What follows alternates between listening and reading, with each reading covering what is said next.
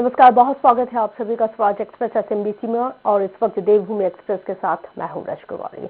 खबरों की शुरुआत करेंगे। केंद्रीय गृह मंत्री अमित शाह ने रुद्रप्रयाग में अलकनंदा और मंदाकिनी के संगम स्थल पर रुद्रनाथ मंदिर में पूजा अर्चना की है। इसके बाद डोर टू डोर जनता के साथ जनसंपर्क करते हुए पार्टी के प्रत्याशियों के लिए वोट मांगे। आपको जानकारी देते चले कि पार्टी कार्यकर्ताओं के साथ वर्चुअली बैठक भी की है।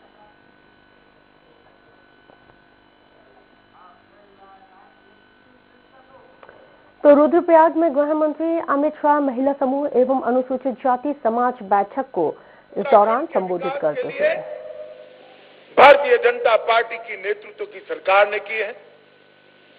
अब हमने सरकार का नेतृत्व भारतीय जनता पार्टी ने हमारे युवा मुख्यमंत्री पुष्कर सिंह धामी को दिया है और उनके ऊर्जावान नेतृत्व में, जोशीले नेतृत्व में भारतीय जनता पार्टी अगले 5 साल भी उत्तराखंड को विकास के चरम पर ले जाने का काम करेगी। इसका मैं आप सभी को वादा करने आया हूं।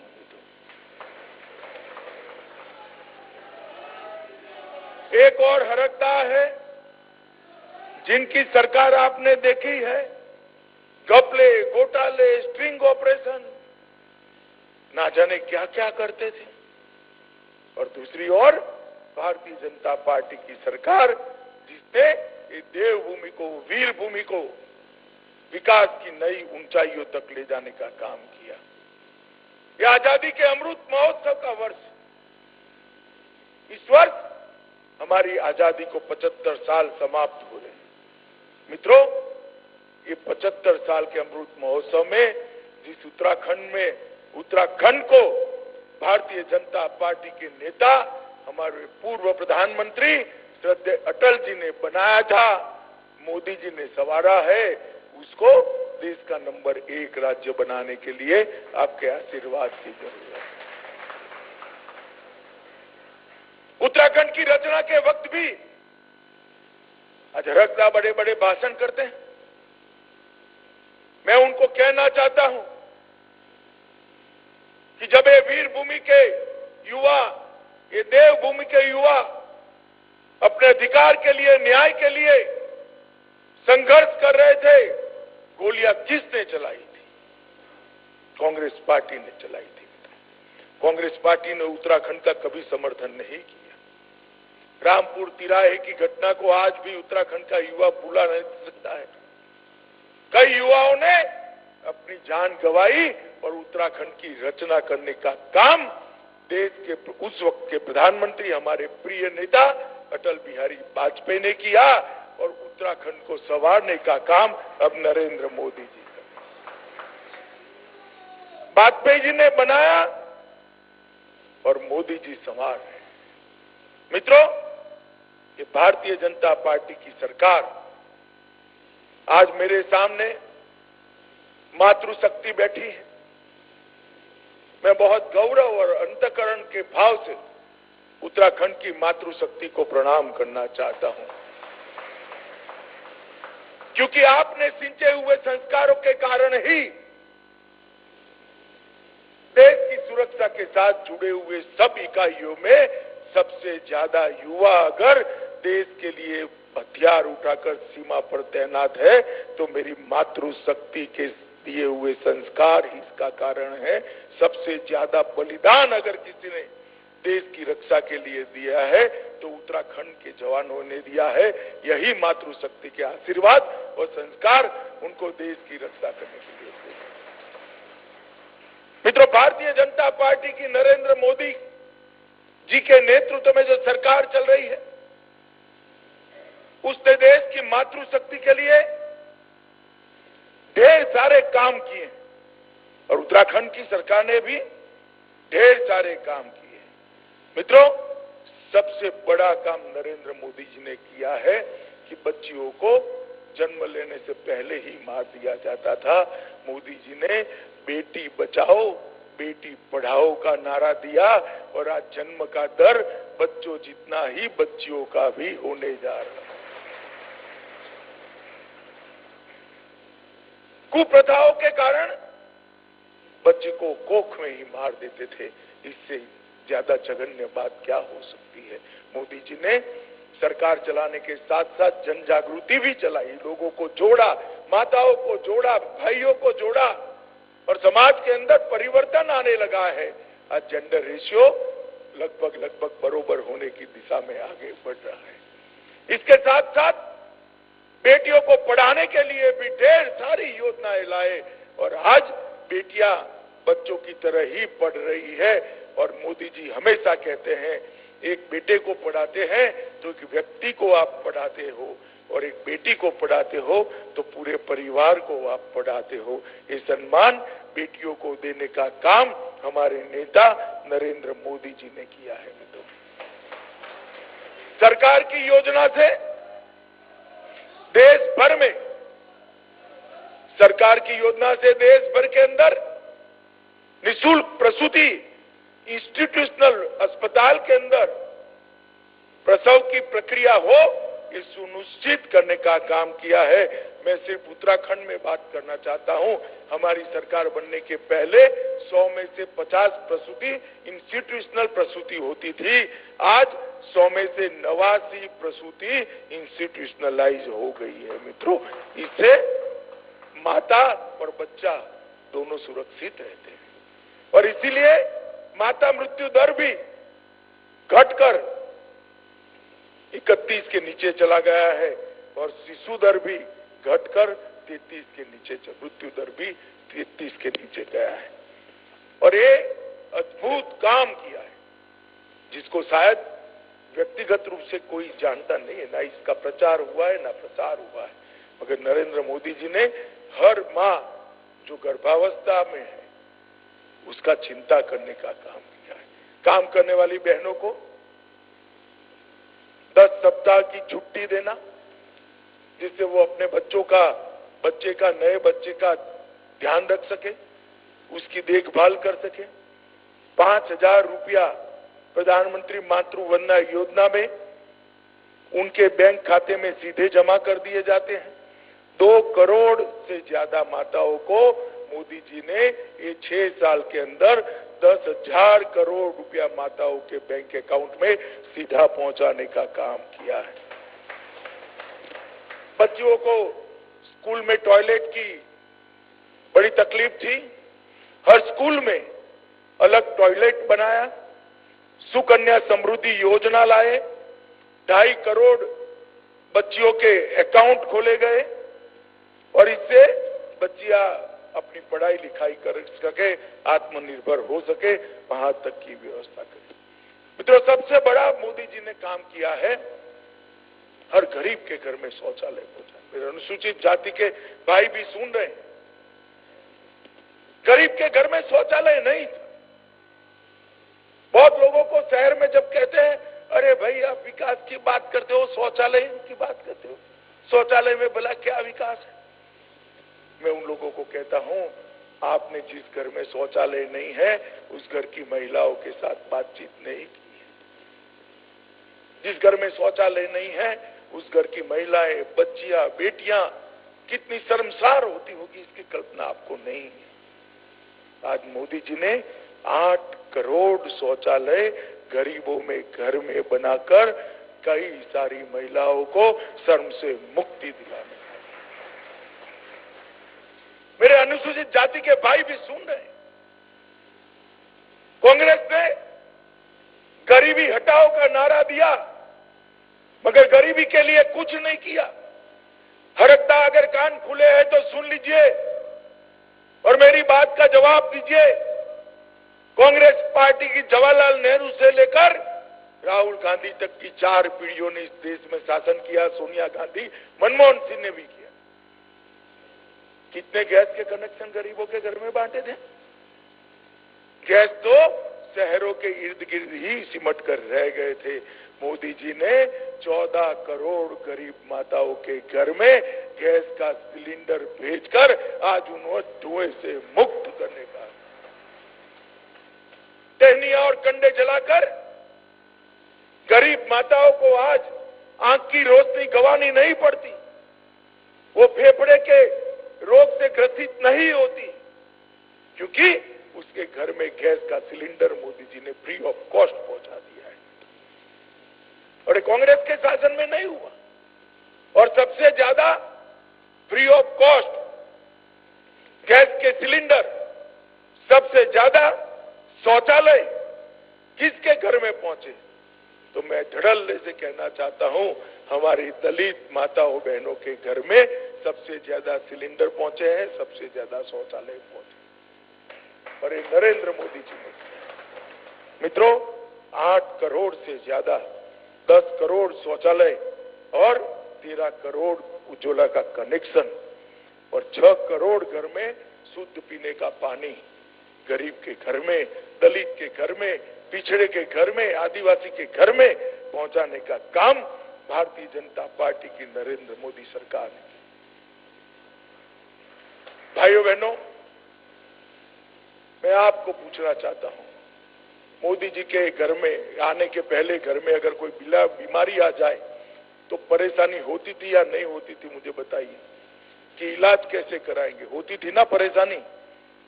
गरीब बाप अगर बीमार पड़ता था तो बेटे को कह देता था, बेटा बहुत इलाज करा लिए, बिल बढ़ जाता है, मैं तो मरूंगा ही, मेरे पीछे तू भी ऋण के बोझ से मर जाएगा। और लाचार बेटा पिताजी को घर पे लेकर आ जाता था। गरीब माँ अपने बेटे की दवाई नहीं करा पाती थी। मोदी जी ने 60 करोड़ गरीबों को आयुष्मान भारत योजना के तहत 5 लाख तक का कार्ड दिया है, जिससे वो 5 लाख तक का सालाना खर्च कर अपने परिवार में सबका इलाज करा सकते हैं, सबका इलाज। आज किसी भी बेटे को या मां को लाचारी से अपने बाप या बच्चे को मरता हुआ देखने की जरूरत नहीं। इसका भी सबसे बड़ा फायदा अगर किसी को हुआ है तो मेरे दलित भाइयों को हुआ है। मित्रों, पहले भारत सरकार घर देती थी, कितने? 2000, 5000, 2000, 5000। मोदी जी ने तय किया है कि ये आजादी का अमृत महोत्सव समाप्त होते होते भारत में हर गरीब को एक घर देने का काम करेंगे। और वो घर की मालकिन, मालिक नहीं होगा, मालकिन होगी। घर की महिला को वो घर का मालिक ही देने का। महिलाओं का एम्पावरमेंट, सशक्तिकरण करने का काम नरेंद्र मोदी जी ने किया है। और मित्रों, मैं बताना चाहता हूं कि एक योजनाएं जो थी गरीबों की, कांग्रेस के जमाने में संख्या में होती थी। इतने घर को बिजली देंगे, इतने घर बनाएंगे, इतने टॉयलेट बनाएंगे, इतने घर के अंदर सिलेंडर देंगे। मोदी जी ने संख्या निकाल दी। देश में सभी को घर देंगे, देश में सभी को शुद्ध पीने का पानी देंगे, देश में सभी के घर में बिजली पहुंचाएंगे, देश में सभी के घर में शौचालय पहुंचाएंगे, देश में सभी के घर के सभी को घर देने का काम करेंगे। मित्रों, ये बदलाव नरेंद्र मोदी जी लाए हैं। मुद्रा योजना में जो ऋण दिए गए, इसमें 70% बहनों को ऋण दिया गया है। और मुद्रा योजना में जो ऋण दिए गए, इसमें से 50% अनुसूचित जाति के भाइयों बहनों को ऋण देने का काम किया। जनधन खाते खुले, इसमें 55% बहनों के खाते खुले हैं और उसमें 35% से ज्यादा अकाउंट मेरे दलित भाइयों बहनों के खुले हैं। मित्रों, देश भर की स्कूलों में पहले बच्चियों को, सैनिक स्कूलों में बच्चियों को एडमिशन नहीं था। मोदी जी ने कहा लड़के पढ़ सकते हैं तो लड़कियां क्यों नहीं पढ़ेगी भला। और सैनिक स्कूलों के दरवाजे भी लड़कियों के लिए खोलने का काम नरेंद्र मोदी जी ने किया।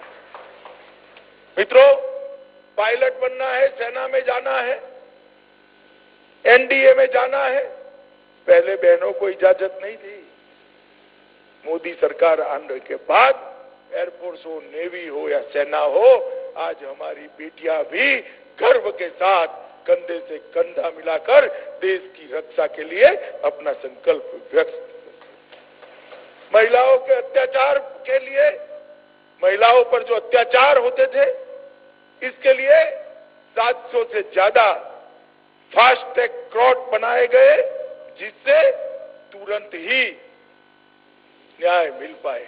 और मुस्लिम महिलाओं को शादी के बाद तलाक तलाक तलाक कहकर निकाल देते थे, नरेंद्र मोदी सरकार ने, प्रधानमंत्री जी ने ट्रिपल तलाक के कानून को उखाड़कर फेंक दिया और मुस्लिम महिलाओं को न्याय देने का काम किया। उत्तराखंड सरकार ने भी मुख्यमंत्री घासियारी योजना के तहत 7,771 केंद्रों के माध्यम से 3 लाख महिलाओं को सीधा फायदा पहुंचाने का काम किया है, कोऑपरेटिव के माध्यम से। 13 जिलों में नैनो पैकेजिंग यूनिट की स्थापना की और लगभग 94 करोड़ रुपया इसके तहत आवंटित किया है। और इस प्रकार से महिला सुरक्षा से बहुत सारे काम मोदी जी और हमारी उत्तराखंड सरकार ने किया है। हमारे उत्तराखंड के मुख्यमंत्री पुष्कर सिंह धामी इसको आगे बढ़ा रहे हैं। मित्रों, मैं उत्तराखंड के विकास की भी बाद में बात करता हूं। पहले इस देश के अनुसूचित समाज के लिए, दलित समाज के लिए भारतीय जनता पार्टी की नरेंद्र मोदी सरकार ने ढेर सारी बातें करी है, जिससे दलितों के सम्मान को सुरक्षित करने का काम किया है। मित्रों, भारतीय जनता पार्टी की सरकार बनी, हमने हर दलित महापुरुष। बुलेटिन में वक्त एक ब्रेक का है।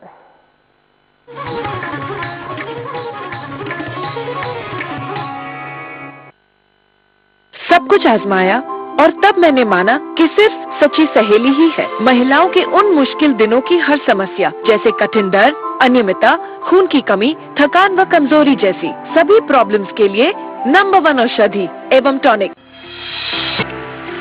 Bhabha University Bhopal is recognized as the top leading institution of Madhya Pradesh, which advances your career in education. Bhabha University is right for you as we choose career before anything. It is the best place to explore dreams and discover yourself, as we provide you the 50 acres of lush green campus, top leading recruiters for placement, high-tech laboratories, excellent and trained faculty, strong academic, international immersion programs, various scholarships and many more. Bhabha University is the emerging university of Madhya Pradesh. Join Bhabha University as your future begins here. For further details, contact 9165025500.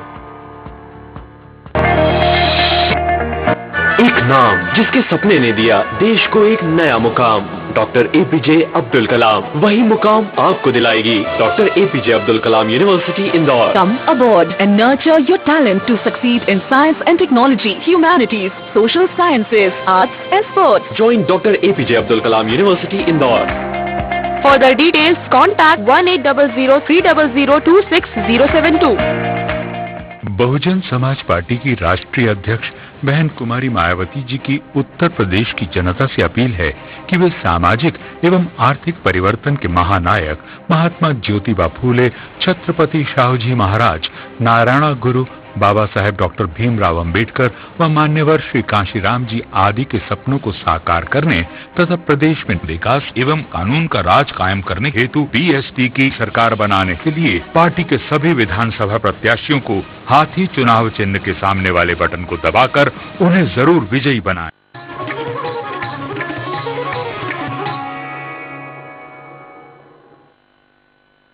चलिए break के बाद खबरों में आगे बढ़ेंगे। बात करेंगे काशीपुर से आम आदमी पार्टी के प्रत्याशी दीपक बाली ने पार्टी कार्यालय से विकास कार्यों का गारंटी कार्ड जारी किया है, जिसके तहत दीपक बाली ने काशीपुर क्षेत्र की जनता को 12 गारंटी दी हुई हैं।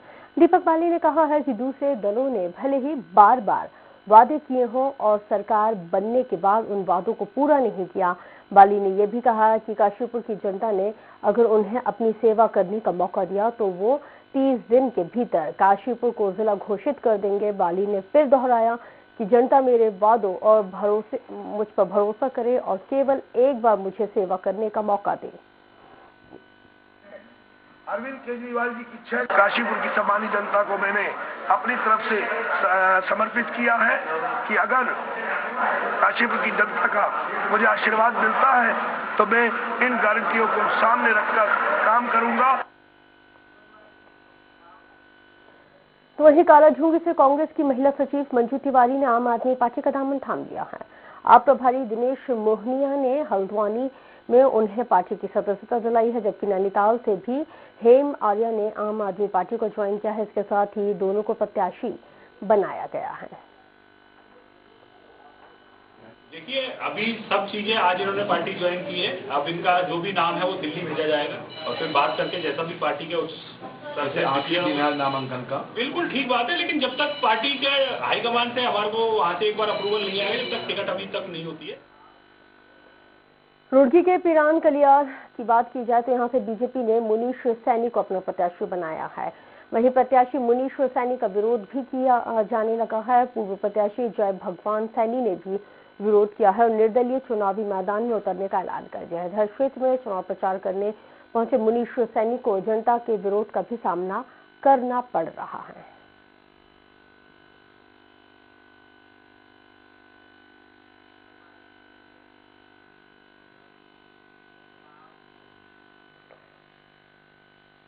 चलिए आगे बढ़ेंगे और अब बात देहरादून से करते हैं। आपको बताते चले कि देहरादून की मसूरी विधानसभा सीट से वर्तमान विधायक की अगर बात कर, रुक रहे हैं ब्रेक के लिए।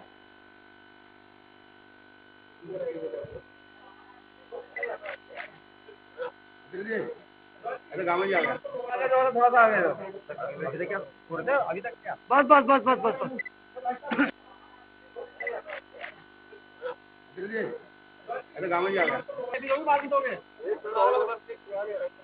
ठीक है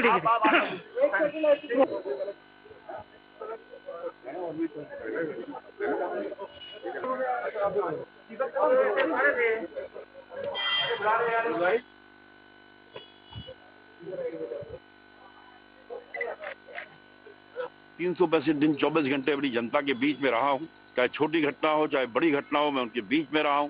यही कारण है कि लोग उस पर विश्वास करते हैं। अपनी जनता के विश्वास पर नेतृत्व को भरोसा दिलाया है कि 60+ विधायकत्व का जो नारा दिया है उसकी शुरुआत मसूरी विधानसभा से होगी और 21,000 से अधिक मतों से इस सीट को जीतकर भारतीय जनता पार्टी की झोली में हम डालेंगे। विधानसभा चुनाव के नामांकन पत्र जमा करने के अंतिम दिन जोईवाला से कांग्रेस प्रत्याशी के साथ ही कुल 3 प्रत्याशियों ने नामांकन पत्र दाखिल किया है। उत्तराखंड परिवर्तन पार्टी से प्रतीक बहुगुणा, निर्दलीय प्रत्याशी जितेंद्र नेगी, कांग्रेस पार्टी से गौरव सिंह चौधरी ने नामांकन पत्र दाखिल किया। नाराजगी तो हर घर में होती है, उसे दूर करी जाती है। अब कोई नाराजगी नहीं है। धवल सिंह भंडारी जैसे बड़े नेता का साथ मिला है, क्या कहेंगे? और बड़े भाई हैं हमारे, तो आज हमारे पारिवारिक संबंध उनसे हैं, उन्होंने अपना समर्थन दिया है मुझे। उत्तराखंड विधानसभा चुनाव के लिए नामांकन का अंतिम दिन अलग अलग पार्टियों के प्रत्याशियों ने नामांकन किया है। सितारगंज सीट से समाजवादी पार्टी के प्रत्याशी मोहम्मद अली ने नामांकन दाखिल किया, तो मोहम्मद अली ने नवीन मंजी नामांकन स्थल पहुंचकर उप जिलाधिकारी के सामने अपना नामांकन पत्र दाखिल किया है। मोहम्मद अली ने उत्तराखंड में समाजवादी पार्टी की जीत का दावा भी किया।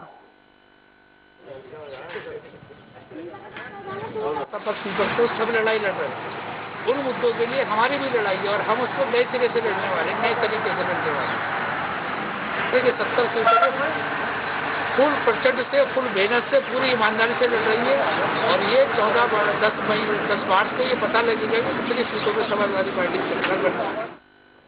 उत्तराखंड विधानसभा चुनावों के लिए नामांकन के आखिरी दिन पौड़ी में कांग्रेस प्रत्याशियों ने नामांकन दाखिल किया है।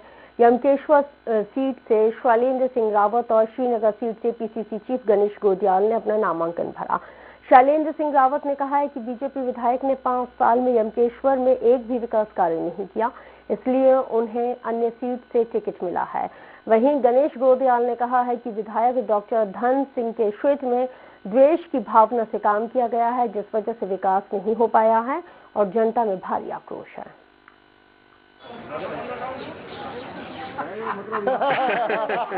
इस भर में कांग्रेस के समस्त उम्मीदवारों को जिन्होंने कांग्रेस प्रत्याशी के रूप में प्रत्यावेदन प्रस्तुत किए हैं, उन सबको जीत के लिए हार्दिक शुभकामनाएं देता हूं।